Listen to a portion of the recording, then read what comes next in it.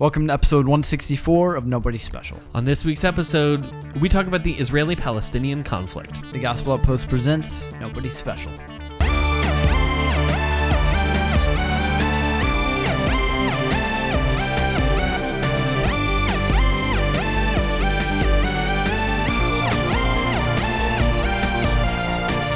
Hey everybody, welcome to Nobody Special, to Nobody's talking about the somebody who matters. I'm Danny, the host, and the Four Horsemen of the Apocalypse specialist of Nobody Special. And I'm Caleb, you're the host of Nobody Special. This is the podcast where two generations of people are looking to find God in pop culture, politics, and everything in between, all while not taking any of it too seriously.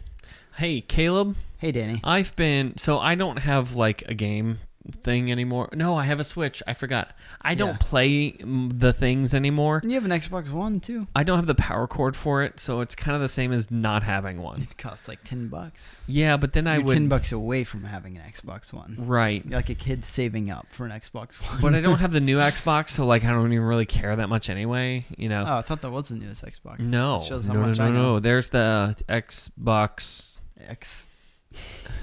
What is it? It's I don't know. I don't know. It's like special Xbox something. Anyway, next level. It's pretty dumb, but I've been watching a lot of playthroughs of a lot of different games to save money because I don't know, it's just fun. And there's a new game out, and I've been teaching the theology class, and I need to get your opinion on something. Okay.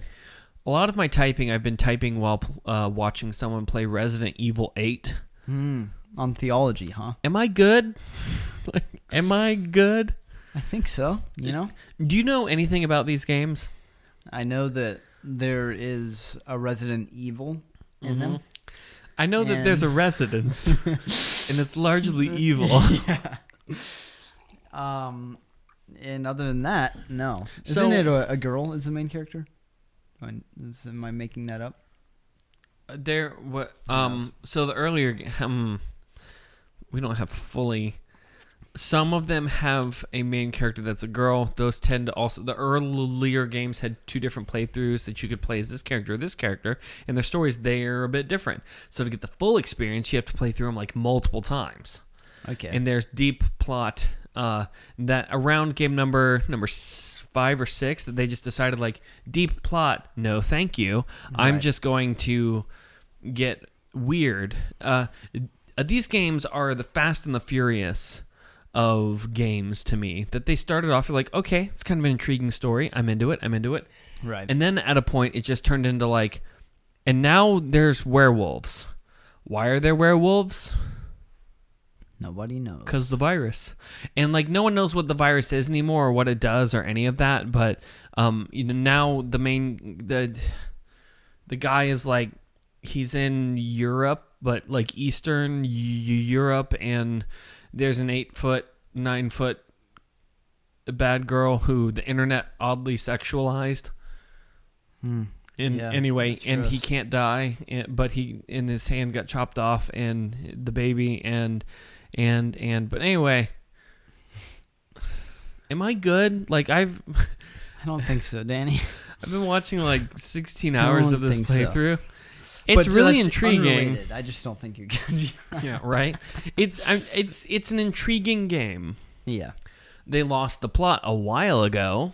Like honestly, it starts off there's a corporation where a virus gets loose and kills a lot of humanity and turns a lot of people into zombies. Oh. So like not relevant to today at all. A little bit. No, it's different.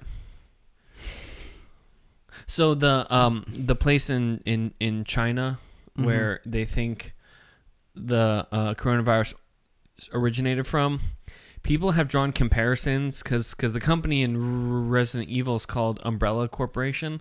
And so they pulled up the logo of the Umbrella Corporation, and they pulled up the logo of the place that was doing testing on COVID in Wuhan. And it turns out like the only difference in the logo is that instead of red, it's blue. Yeah. And people went, we're all gonna die. But anyway, then the games, they got weird, and now there's vampires and 9-foot tall women who are oddly sexualized. Yeah, that is weird. And I've been playing this in the background while I'm prepping my theology class, and I'm starting to feel a little bit guilty about it. So, yeah, that's very similar. You know, that brings up a lot of things that are sound like the end times. You're not even going to Really? try and validate my concerns. You're just going to jump straight into the next thing. You're not even going to try. You made zero effort on this. I wonder if you guys can hear when I'm trying to segue because, you know. Well, they sometimes it's can pretty because we obvious. call it out every time. Yeah, We do. kill it every single time. The zombie apocalypse has long been a trope in pop culture that was about the end of times. And speaking of the end of times, we have a question from Matthew H. Yes. Now, I'm not implying that anytime Matthew H. contacts us, it must be the end of times. I'm saying his question is pertaining to it. Yes. As the audience, you wouldn't know that yet.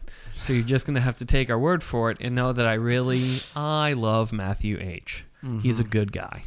Yes. Caleb, do you want to read the question? Of course I do. This is the worst segue we've ever done into something. So, Matthew H. writes, do you have any general tips for Christians who are reading, studying, or teaching eschatology? There's frankly a crazy number of different perspectives and interpretations out there, and it can get exhausting for old and new believers alike. What are some general principles or practices that you would recommend to someone who is wanting to deepen this area of their faith and study? So there's a few different things that I have about eschatology that I think are kind of important to do. And we're laughing because I've kind of talked about this a little bit, and for me, I need to explain where I'm coming from on this. I have, in the span of my pastoral career, I think it's good as people engage in theology and think through it and think about ways to apply it. I actually think that's really important. Right. I've talked about this on the show before. I'm going to reiterate it again because it's that important to me. I've sat through so many miniature TED Talks on the 4 horsemen of the apocalypse and the thing they actually mean. Right. That I can't, Caleb, I can't. Can't anymore? I can't do You're it. Done. I can't. Which is unfair to everyone else because it is important to think about these things, absolutely, to understand it and all that. Yeah. But I'd say if you're trying to study eschatology, take all that energy.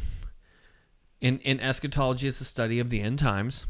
Take all that energy and put it into Christology and ecclesiology, and end times will just figure itself out in there. I mean, because ultimately that's what eschatology is made up of. It is because, you know, it's written, and this is something I've learned, which I will talk more about, but the Village Church has a really good sermon series right now, and something that Matt Chandler talks a lot about is that the common misconception about the book of Revelation is that it is written and it's scary. It's like there's all these monsters and what does it mean? It's so mysterious. But really what it is written as is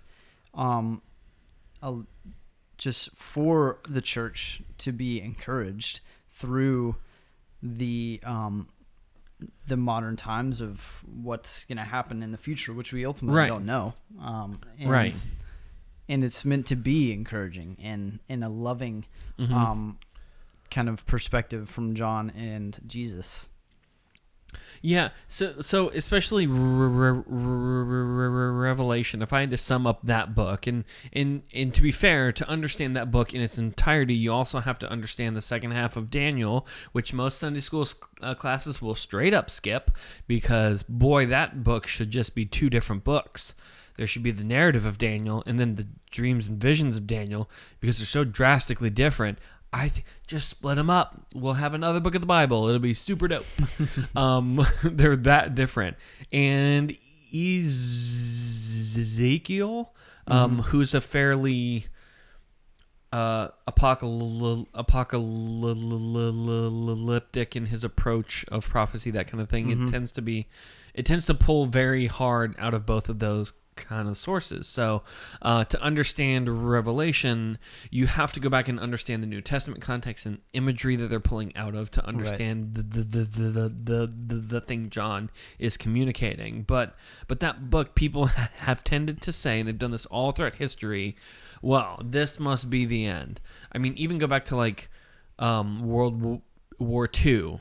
They thought that they're in the end times. Or they're in that kind of their final stage, but then go back a little bit further, and this group thought they were in the final stage, go back a little bit further, they thought this group, they're in the final stage, all the way back to Nero. Mm-hmm. The Christians, they interpreted the things that John is saying as statements pertaining to the emperor, and to a certain extent, they were correct, because it was absolutely talking about those things. However, in most cases of prophecies, not just eschatology, but prophecy as a whole, it's talking about the immediate context that's brought up as, and also kind of a shadow of the thing to come. Mm-hmm. So these things, although terrible and bad, because no one argues Caligula and a Nero are good people, they were not nearly as brutal as Hitler. Mm-hmm. And still, there is a greater to come, because clearly that was not the end. We're still here. Right. So we have to figure that out. Now, the key to eschatology then is to understand that if I'm trying to break down all the things, the important points are, to the Christians, the world will hate you, and God is already won. Mm-hmm. If I can keep those two things at the same time, right, then I'll be fine. Yeah. The whole book of Revelation is essentially that. And I think Christians tend to quibble about the details on this of like, well, I think this means this and this means this, like whatever. Right.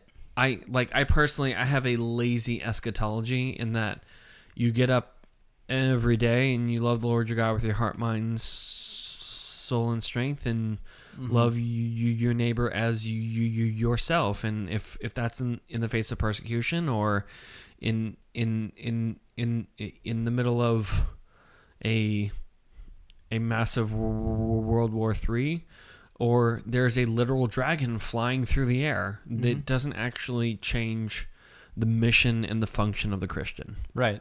Yeah, that's good. And I mean, but I'm a lazy eschatologist. Right. And I think that's honestly the way it should be. Mm-hmm. And some things that have helped me, kind of deepen my understanding of eschatology. I don't really, I haven't done too much, and I haven't even fully read the book I'm about to recommend, but it has been helpful. It's from R.C. Sproul, and if you don't know who he is, he's awesome and has some really good books. And it's called The Last Days According to Jesus. And basically, Sproul, he does give his views and his opinions. Right. But he does that at the end. And first, he just explains all of like the different perspectives that people have on whether it's Revelation or just the end times. Anywhere in the Bible that mentions eschatology, that's what he's talking about. And I meant to bring the book here to read off the chapter names, but I didn't. He talks about the millennium. He talks about what Jesus meant on the Mount of Olivet. Is that how you... Olivet? Yes. Mount of Olives. Yeah. The Olivet Discourse. Stuff like that. And it's good because the reason I enjoy it is because you can just read all the way through, and I think it's interesting to do that. But if you have if you want to know the perspectives on those specific things, the things that kind of build up what eschatology is, or the biggest questions out there / beliefs, he lays them out and explains them for you, and then gives his perspective, which is kind of neat that he doesn't really taint it too much. But I really enjoyed that. And then second, and I mentioned earlier, is the Village Church's sermon series they're doing now. Yeah. I think Matt Chandler's doing a great job of just breaking it down for like the everyday Christian, which is me, ultimately. Sure. And so I've been really enjoying it, and I think that you should listen to it because it's a sermon each week, and then also He does a really good job of explaining. He's talking about Revelation, and I mean, I guess Singular. it's not always talking about eschatology, but right. That book to me. That book is more about ecclesial. Well, that's not fair. Are we allowed to say butthurt on this podcast? Yeah. Me being butthurt about the conversations I've had, I enjoy interpreting that book closer to ecclesiology, or the study of the church, and just put it in particular to in the last days. Because all throughout the Pauline epistles, the things Paul did, he keeps talking about over and over, these are the last days. And that was like those 2000 years ago. So right. I don't think all of us missed the boat. Yeah. That'd be a bummer. Right. Man, if we missed the boat, this podcast would be real dumb. Yeah. Like, guys are up there going like, still wrong and still out. And that's part of what Chandler brings up. Yeah. In one of my favorite points and things that he just hammers in all of his sermons, is that it cannot mean to us what it did not mean to them. Meaning it cannot mean to like the church today. Yeah. What it did not mean to the church back in Acts and in like the early church after Jesus. And so it really, I mean, that automatically rules out a bunch of the really dumb arguments and conspiracy theories about what all these things are. And it's 5G. Yeah. That the third horse is 5G. Yeah. And then the second thing I've learned is that the apocalyptic that's hard to say. That the imagery, apocalyptic imagery, is still used. Not it, but keep going. You know what I mean. It's used to help us understand the gravity of what Jesus and John are saying, and really is, I mean, not that literal, but helps us view it in a perspective that really helps us understand. I mean, like the dragon, the baby, the woman, that it's really talking about Mary and Jesus coming down to earth, and just makes it way more epic because it shows how epic it really is. And I think it is really easy to like just listen to the story or read that part of the Bible about Jesus being born and view it as this cute thing and Christmas, and but this really puts it in perspective. This is the and I enjoy telling this around Christmas, even though we've been asked multiple occasions if I could not tell this one at Christmas again. Hey, guess what, guys? It's coming again this Christmas. I'm just going to tape my own show. It's going to be called The Dragon Show, and we're going to do it once a year. Anyway, I don't know why that got angry.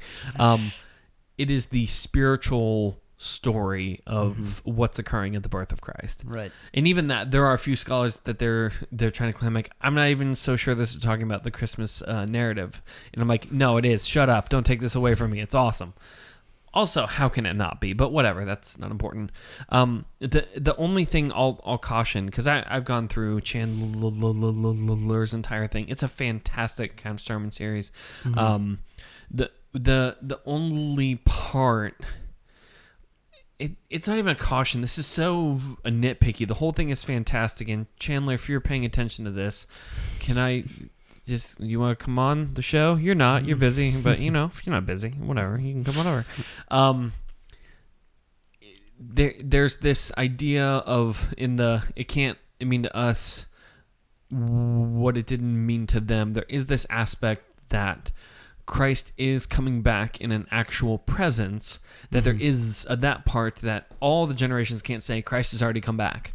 Right. There is a point that Christ is coming that all of us need to keep in eager expectation and in hope that as dark as things may get, Christ is still coming, and Christ is already victorious. Right. That part, there is a point in history where it is done. That the number of people aren't going to increase. That the completeness does occur, and Christ is coming back. And I don't think it's a kind of a metaphorical coming back. I think it's an actual coming back. Right. I mean, the amillennials tend to say, well, they can claim that it's a metaphorical coming back. It's the same as Christ coming into our hearts, kind of a thing. And I'm like, no, I don't think that's the thing being communicated. There's an actual coming back that is going to be the final battle between good and evil, and it'll be a big battle and a really quick battle. Right. And I've said it before, and I'll say it again. My favorite part of the book of Revelation is that it just builds for like 20 chapters to this final battle, and Jesus comes back and says no, and then it's over. I'm like, what a beautiful anticlimactic. Like, no, that's how strong I am. No. Yeah. Right. Oh, pack it up, boys. We done. So. But I think that's important. You know, there's probably about 16, 17 chapters in that book of just, it looks real dark. There's a lot of things happening, some of them by the hand of God, other things God permits to happen that appear very dark. And to the Christian, this is still a book of hope. And to maintain all the hope in the dark times is a staple of Christianity that needs to be held. Right. And I think especially over the past few weeks, there's been an increase in the Israeli-Palestine conflict that's drawn a lot of attention, and some of it I think is fair, some of it I think is unfair, and some of it's biased and unbiased. But it has drawn a lot of attention over the past few weeks. Yeah, it has. It's I mean, I think most of us know that this is not new. And no, it's not. And it's just kind of a flare up of already existing problems. But nonetheless, it is still sad. I mean, people have died, children have died, and that really sucks. And so, you know, before we even get into this, like, just, you know, be praying for families and them mourning the losses of family members, children. I mean, it's just really sad. Absolutely. And then also just the constant fear that both of these countries are living in. And right. It's just, it's not great. And basically, I mean, the question that we want to tackle and kind of talk about is, what is the right response as a Christian to the conflict between Israel and Palestine, and like, who do we side with? What do we do about this? Right. What is our stance? So one of the things Caleb asked if I could do is give a brief history of the Israeli-Palestinian conflict, and I said no. There is no such thing as a brief history of the Israeli-Palestinian conflict. So it'd be a full you can kind of go back. It'd be more than that. You can kind of go back to about 2006. Things amped up a little bit. You can go back, I think, in the 70s. It also amped up. Or you can go back to 1948, in which Israel is declared a state again. It's given its own a nation status at that point. You can also trace it back to the Ottoman Empire in the 1500s, which is partially the place that this kind of began, in the Ottoman Empire, in their incorporating of Palestinian territories. You can go further back than that. And even further, you can go all the way back to Genesis in Ishmael. You know, this whole thing is not a new conflict. And so anytime these graphics have been coming up that this person's like, oh, from this amount of time, there's been this amount of things. And I'm like, go a little bit further. I mean, this is not a new conflict, especially for the nation of Israel, and it's been fought over, it's been claimed, it's been reclaimed, claimed back, and everything since Abraham. I mean, man, even Moses and Joshua, that was kind of the thing they were doing, is they said, like, this, God told them, this is the promised space, go get it. And they're like, there's people there. And God's like, and they're sinful. And they're done. Essentially, is kind of the thing they said. So it's not an easy conflict to summarize. But at this point, most countries recognize that Israel is a country. They have their own governments, and that the Palestinian conflict is both complex, but both ends are essentially claiming they're trying to fight for their right to survive and maintain their own independence. And all the things tend to boil down to this space in Gaza. Right. That this is kind of the most contested spaces in Gaza, essentially. Yeah. Right. And I'm doing a bad job of the history of that because it's really complicated, but that's kind of the thrust of it. And that's great. Yeah, I mean, it goes back a long time, and so I mean, one of the ideas that a lot of people have, especially Christians, is that Israel is like we should side with them because they are God's chosen people. That nation is chosen by God, and to an extent, yes, to an extent, no, and we're gonna dive into that because there's a lot more to that than you'd think. And this is what I thought before researching this and diving in. That's what I always believed. It's like, yeah, Israel, go Israel, right? Woo. And so we're gonna dive into what that means before you criticize me for making it sound like I dislike Israel. It doesn't matter on this one. It doesn't. You're going to get offended because we already took a moderate stance. But I'm going to start out with a quote from John Piper, and he's talking about this. And going back to what Danny said, this has been going on for a long time. So this quote from John Piper talking about the events going on in Israel was from 5 years ago. So he says, a non-covenant keeping people do not have a divine right to hold the land of promise which was given by covenant. And this is referring to God's promise to Abraham, is what he's talking about here. And that's basically, sums up a little bit what we're talking about. And that Israel is no longer a nation that is following God. The majority of them are non-Messianic Jews, and they do not recognize Jesus as a savior. Therefore, they are not saved, and they right.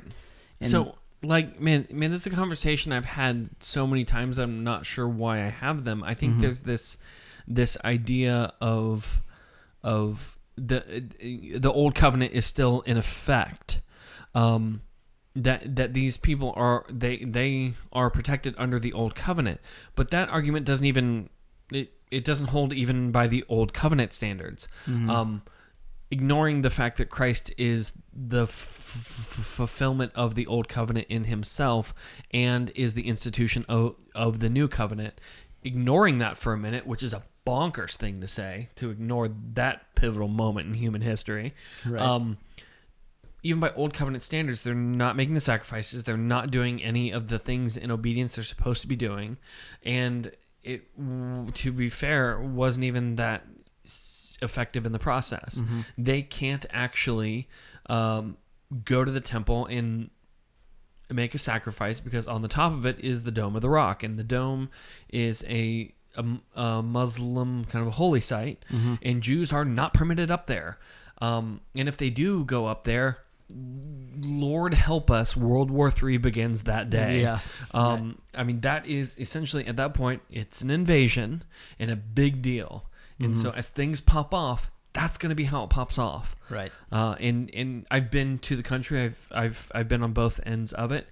It is both weirdly peaceful and incredibly tense at the same time, and things are just boiling a bit more and more and more and more until the day it boils over. Right. But I don't think that Scripture keeps this backing, that the Jewish people at this point in history get an automatic pass into salvation because of their Jewishness. And not faith in Jesus Christ. And that's I don't think they get a pass on that. Yeah, and I mean, I would kind of agree and disagree with you in the sense that, like, we need to define what Israel means. Because I said Jewish people.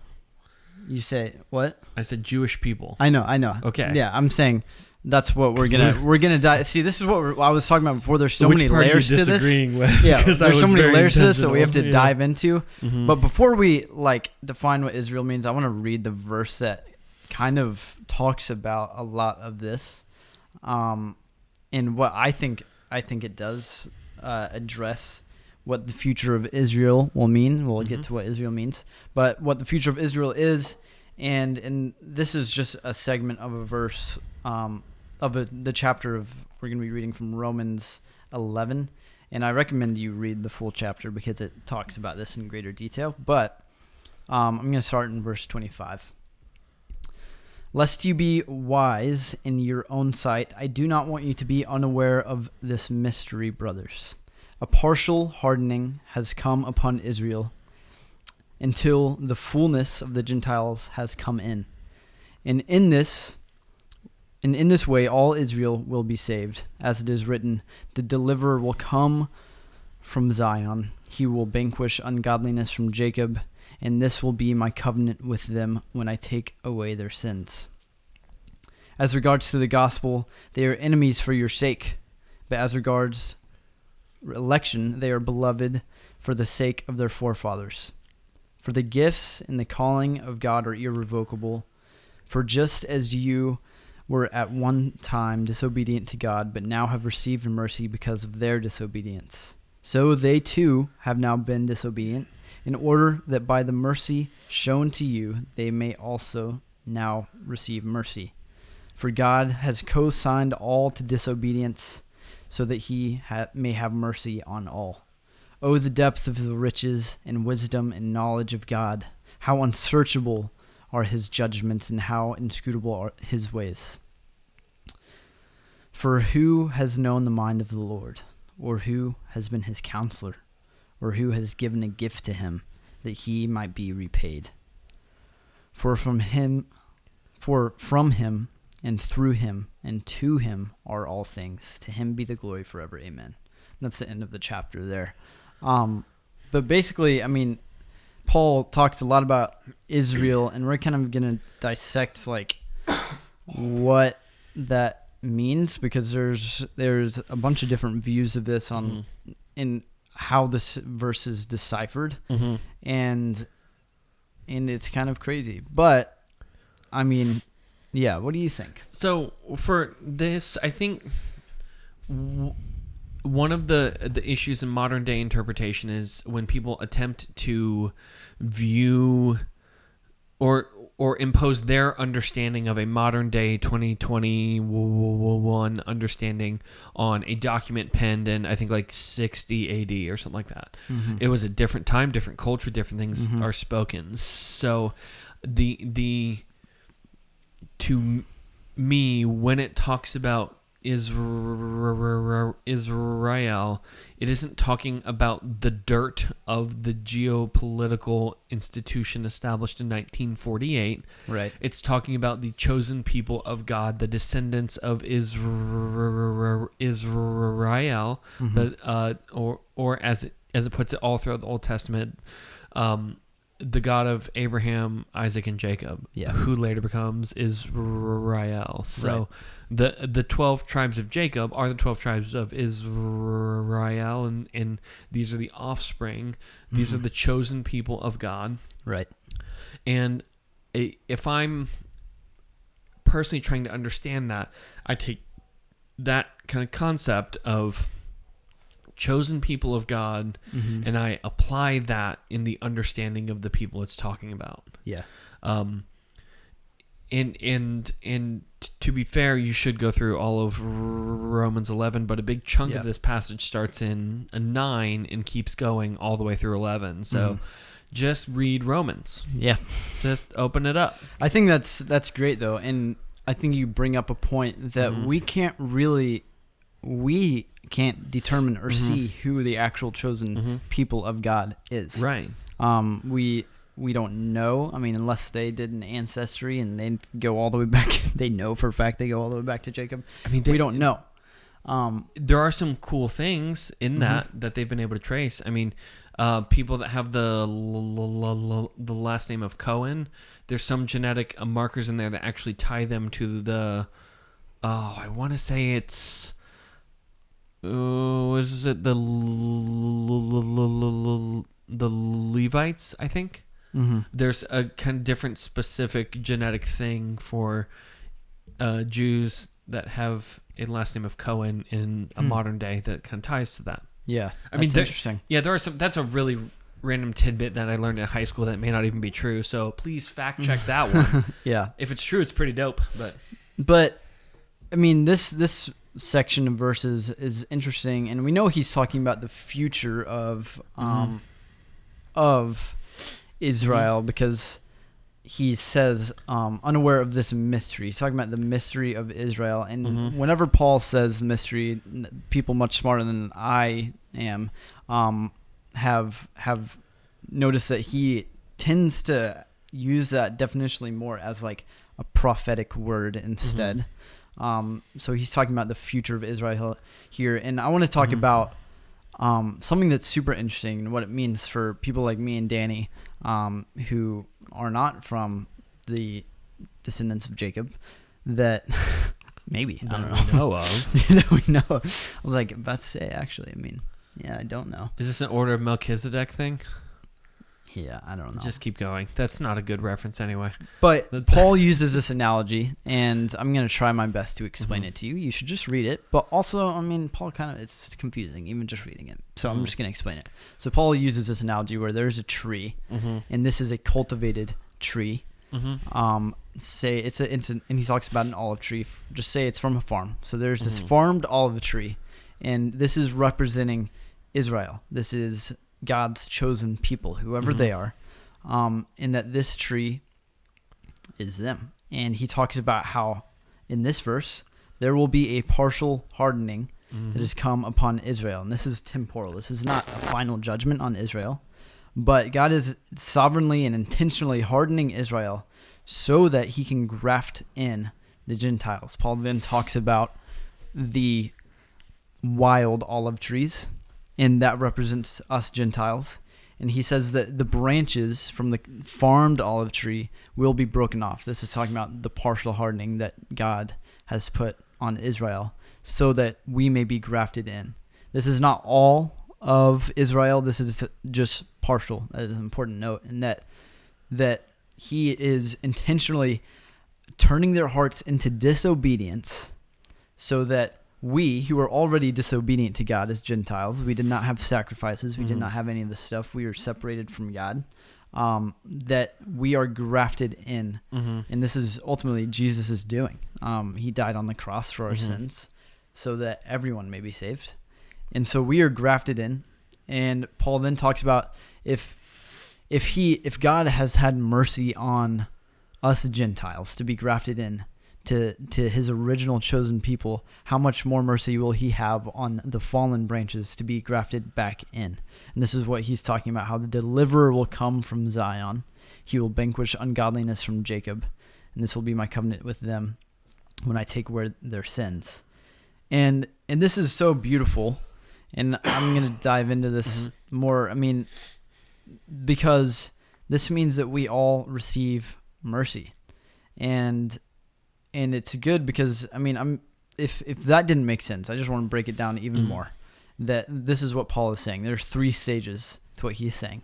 There's the hardening of Israel and the rejection of the Messiah, and the Jews, or not the Jews, the original Israel will reject the Gentiles too. And we see this. We see this in the New Testament countless times, that Jewish people who may have been the descendants of Jacob, they don't believe that Jesus is a Messiah. Therefore, they're rejecting the Gentiles that are now Christians.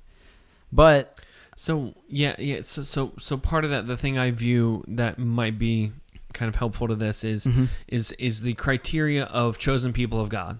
Right. For the first part of history, from Jacob on, this tended to be the people of Israel, and they were exclusively Jewish in that this is the way they express their faith. Yeah. At a point around Christ, in a little bit before that too, there was a drop off. If there's a protected place of faith, that there people started to drop off of that, and this is kind of that pruning that occurs, the hardening, right, that they did reject, and at the same time things are being brought into the fold or the Gentiles are being brought in. And this is the part that it gets difficult to talk about, because there are, at this point, as the church started, it was comprised of just Jewish people who claimed Christ as their king. Right. Add the Gentiles, and they're grafting it in. They still did things closer to like attended temple and go to the house churches, to the point that they needed to have a church a meeting to determine, well, how Jewish do they actually have to be? I mean, it was the Jerusalem Council. It was the first ecumenical council of, do we cut the tip off our penises or no? Yeah. And Paul said, no. No, the heart's the important one. I'm sorry, but did you guys already cut the tip off your penises? You're like, no. Yeah. But this aspect of the terms didn't change in an appropriate manner to be able to talk about it in a not confusing way. Right. If I'm talking about just those of the faith, there are point that Jews are falling off and Gentiles are coming in. Yeah. So the chosen are those that are coming in and staying in, and the not chosen are the people who are falling off. Right. And I believe that to mean, and I do think it means this, that these are the people of Israel who do not recognize Jesus as their Messiah. I think that's what Paul is talking about here, that those are the branches that fell, that the people who stayed in the covenant, the promise that God made to them, are the descendants of Jacob that recognize Jesus as the Messiah. Right. And so going on to the second step is, which we've already talked about, the acceptance and grafting in of the full number of Gentiles. And this is interesting to me too, just a side note, because Paul says specifically, he says, until the fullness of the Gentiles has come in. And even in the commentary I was reading, he's saying that like there is a number God has in mind for. Yeah, I think it's a bit of an over. You think so? It's because it gives this picture of God's got a clicker, 98, 99, 100, close the door.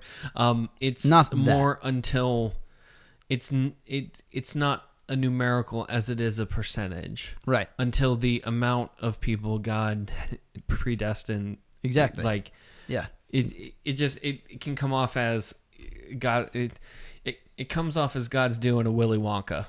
Yeah, no. There's 5 golden tickets, and after that, no one else gets in. I take this to mean I'm fairly Calvinist, I'd say, and I take this to be a very good representation of limited atonement in the sense that, there is God predestined people, and whatever the fullness of the Gentiles is, whatever that is in God's mind, we don't know. That's not up to us, but there is something he has in mind. And so that's the second step that Paul's talking about, is the acceptance and grafting in of the full number of Gentiles. And then the interesting part, which I've just never knew this, is that all Israel will be saved. And so now we know that Israel is the descendants of Jacob, whoever that is. Like we said, we don't really know specifically. I'm viewing that as the concept of chosen people of God, right? And that's where this has changed. You're grafted in because we are the tree of Israel. We have now been grafted in as Gentiles, so it's no longer just Jews. Right? It's Gentiles, which now means we don't have to say Jew and Gentiles anymore, or Israel and Gentiles. Like, we are all Israel, whatever, because of the new covenant. And so Israel. I just think the term Christian's much easier, just given the state of things.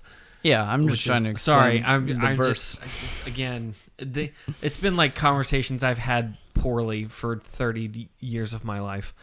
I don't know what I was doing the other 5. 6. How old am I? I'll be under here. I'm going away. Continue. 6-year-old theologian Danny has just been really struggling. Oh, that sounds like garbage. But basically, I mean, he talks about that the deliverer will come from Zion, and he will banish, not vanquish. I don't know what that even means. Banish ungodliness from Jacob. I take this to mean, in the commentary I read, and just from reading the verses before I even read the commentary, that whoever the original Israelites were, the descendants of Jacob, that if they are a fallen branch, that they will be grafted back in as well, and that Jesus will open their eyes so that they will recognize him as their Savior. And he says this is because of their forefathers. Sure. Because they were faithful and kinda. You also have to view that from the thing he says in Romans 9, verse number 6, that not all that claim they are Israel are actually them, and that the genetic kind of descent isn't actually the important part. Thank you, Zepp. He agrees that just because a person carries this kind of genetic understanding of, well, no, I'm birthed into it, that's actually not a thing. And I don't think even this passage in Romans is talking about that. It actually talks about everyone's grafted in. Especially towards the end, all people are grafted in, either those grafted back in or those grafted in as Gentiles, because it's all by grace. And this is a grace understanding of the covenants, because both covenants are based in obedience. And hey, that's controversial. But so I do believe that there is an election towards the chosen people. Well, hold on, give me 1 second, because I just said something very controversial, that both covenants are based in obedience. The old is in the obedience of the people in the old covenant that they took on faith, but they still need to earn it in obedience. But they couldn't actually do that because of the endless kind of the sacrifices of animals from year to year to year to year. It was only efficacious by grace. And then the new covenant, after completing the old covenant, is still based in obedience, but that obedience is the obedience of Christ imputed to others. And based on that and Christ's statement of I am the only way to the Father, I don't think that there is any kind of circumstance that a person can go, I'm still under the old covenant, and I'm despite not being able to be obedient and rejecting the clauses of the new covenant, that they're going to find eternity based on their genetic disposition, because even Romans 9 would very much disagree with that. Yeah, I mean, I would say to an extent, because I might disagree with you on that, in the sense that, he talks about, but as regards to election, they are beloved for the sake of their forefathers. For the gifts and the calling of God are irrevocable. But I agree with you in the sense that, this is going to take a second for me to explain. I believe that there is grace towards those people, but the problem is we don't know, and neither do they know if they are directly connected to the line of Jacob. Therefore, that's the reason. God has extended grace to everyone, and so that they are not only grafted back in I think that the fallen branches are grafted back in because of whether that's they recognize Jesus as their Lord and Savior, or God intentionally turns their eyes and opens their hearts to that. Sorry, just clarify. Are you claiming whether or not they acknowledge Christ, they're still grafted back in? Whether or not they acknowledge Christ? Yeah. Yes. I mean, that's what he says right here. That the deliverer will come from Zion, and he will vanquish ungodliness from Jacob. And this will be my covenant with them when I take away their sins. Scripturally is no backing to say that they get to eternity in a manner other than Christ. It is through Christ, though. But that isn't the thing that you just said. Mm-hmm. No, I clarified and you said the covenant of the tree that we are as Gentiles grafted back in, and my computer's about to die, but and that and this is what I read in the commentary as well, which obviously is not in the Bible, and I'm not saying that, but he said that they are grafted back in, and that this right here, the section where he says the deliverer will come from Zion and vanquish ungodliness, that this is Jesus like himself opening their eyes, that it is through Christ still, right? That he is just going to open their eyes. All right, then to be clear, because I want to clarify the thing that you said, because it may have come off different than how you intended it. Are they able to be grafted back in and not confess Jesus Christ as their Lord and Savior? No, they are not. Okay, so that's different than the thing you they just will said. recognize. Okay. But what the commentary is saying, and what I thought that this was saying too, is that like just as God intentionally, as he hardened Pharaoh's heart, as he's hardening, a partial hardening has come upon Israel, that hardening will lift and their eyes will be opened. That's still because of Christ, but their eyes will be opened. Right. And it will be them recognizing Jesus, that he is the Messiah. Right. Okay, so that's different than the thing you said. So I was just trying to clarify that's very different, because I've had that argument over and over of, no, they get to be saved because they're Jewish. No, I'm sorry. You do not get a pass on that because a person is Jewish, or because, well, they're of ancestral Judaism. I think the important part to understand in all of this is that at a point, all the people are grafted back in. Right. This is all the people that God intended to be there are in there. Yeah. That there is no more Jew, Gentile, slave, or free, Greek, any of that. The distinction isn't actually important in the end, because it's those that are chosen by God in a manner or other to the glory of God. Right. Fast forward to today, the problem comes in the conflation of terms of, do we mean the nation state gets a pass because they have the same a name as the other thing? And I don't think so.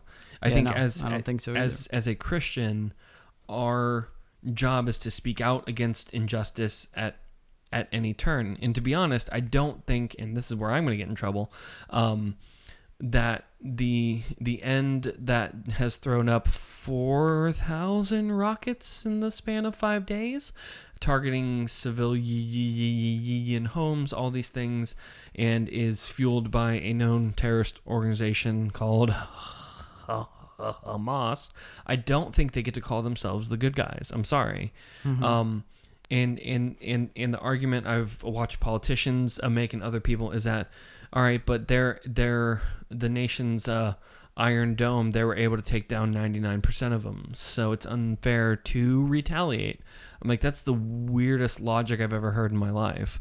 Right. I think the Christian space in this is to call out injustice at any term, at any time, at any kind of circumstance, but to extend grace to all parties involved. Yeah, I mean, it's interesting because, I mean, and even going back, I mean, it's Israel, it's Gaza, it's Israel, it's Gaza. Like, both of them are guilty, and both of them, whether it's Gaza's the one that is more responsible now for things going on, it doesn't matter. And like you're saying, that there are people who need Jesus in both of these places, Mm-hmm. and that we shouldn't let this view Right. of the government of each of these places let us lose sight of Mm-hmm. the individuals that live there, and ultimately the need that all of Mhm. us have for Jesus, Mhm. and that is the only way that we will be Mhm. able to cease war, be able to cease anger and strife among peoples, and in that, yeah, we just can't lose sight of that. And I think Mhm. that in all of this, we should be praying. Mm-hmm. We should be praying for both sides. We Mhm. should be praying that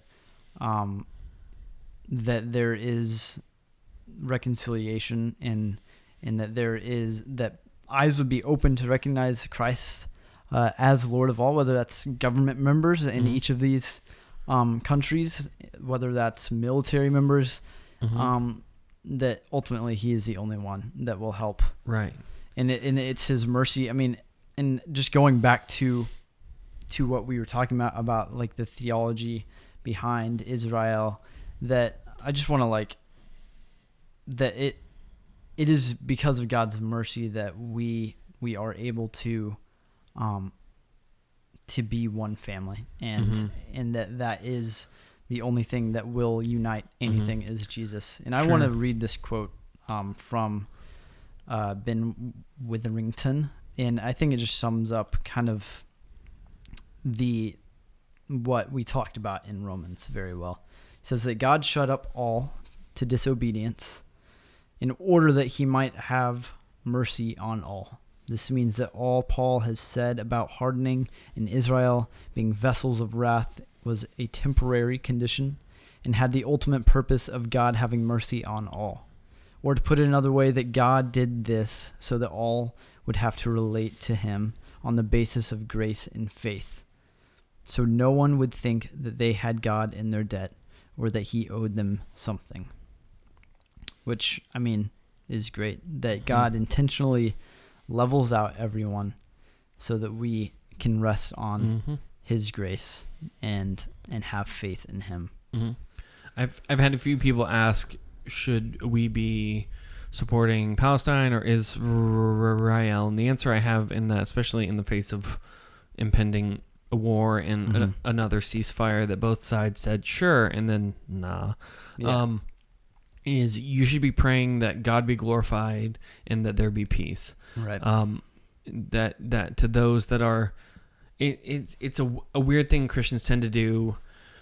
When a person they think is their enemy dies, they tend to celebrate. And that's the part that as Christians we need to be careful about doing, that you don't get to do that, because that it means that person, if everything I think about them is accurate and true, they're in hell.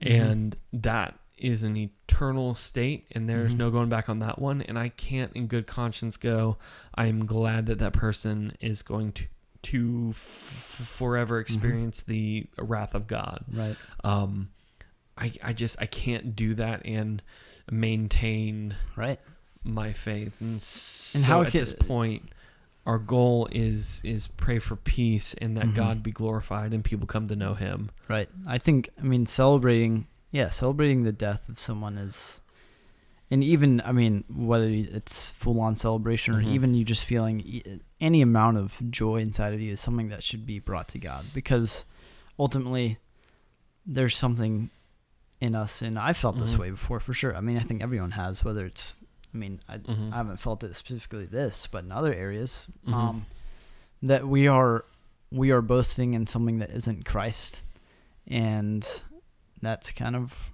wrong, you know. Yeah. That we think that we are better than them, that we are just greater than them in any way, just because of whatever it is wrong. That it is Christ alone that there's any reason that we are good, and it was his choice to do that in us. And so it's rough. So this is definitely a complex geopolitical kind of situation going on.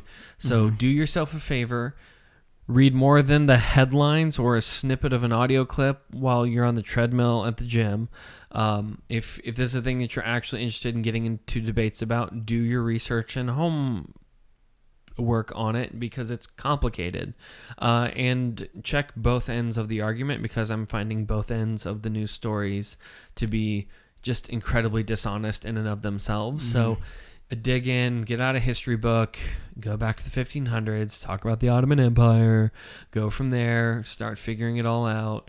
But above all, give grace. The Bible tells us they will know we are Christians by our love, not our angry Facebook and tweets. So in this, instead of going, well, we just need to just do this, take a moment, chill, and actually dig into it, and then pray for all the people, because this is actually, it's not slowing down and has the potential to be a pretty big kind of situation going on. So, but it is complex, and we would like to hear your thoughts on it and anything that's been brought up in this podcast. So, any of those thoughts, go ahead and tell it to us. Right.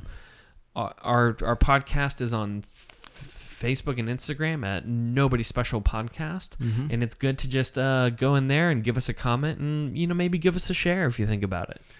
And you can also, you can ask us questions there, or you can go to thegospelpost.com/nobodyspecial, and there's a form there where you can either say hello or ask us questions. And we did talk about a bunch of things in this podcast, so whatever you have questions on, whether you want us to expand on some smaller thing, or even if it's completely different, and a question for another episode, then let us know. We'd love to hear it.